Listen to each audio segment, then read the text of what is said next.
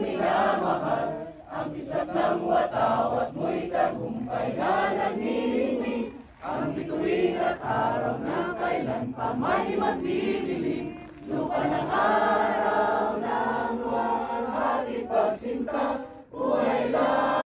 Sino dito ang taga-Sub-Sahara? Taga-Southern Europe. The reason why Maraming salamat po.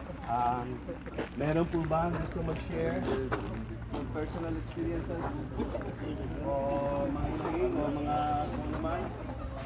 Wala po eh, pag-episode na po natin si Kuya Rex. That is the reason why a lot of people died, because these are the gangs and the drug lords trying to clean the ranks below.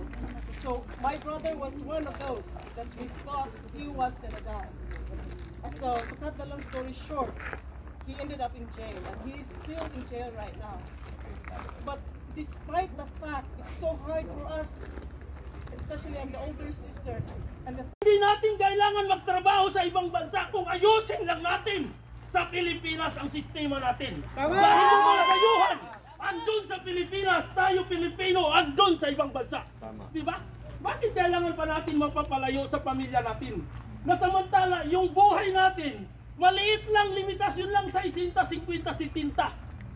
Pwede na tayong hindi abot, yung iba sumubra ay ilan lang. Di ba? Tapos magkahiwalay pa tayo ng ilang taon. Samahan natin yung mga magulang natin kasi lumilipas lang tayo. Meron po ba magsalita? Gusto mo ba magsalita? Tama po yung sinasabi niya na yung gusto ng Pangulo noon ay pinag-question niya po, bakit po tayo nagtatrabaho sa labas? Nangingibang bansa, kung pwede po natin gawin sa Pilipinas. Pero hindi po ganun yung ano. Our family is very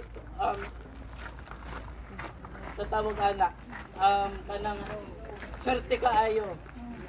Maswerte yung family namin that we have experienced is love.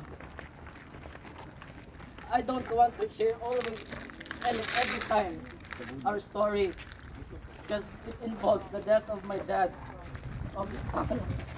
Sorry, I don't know what language to use.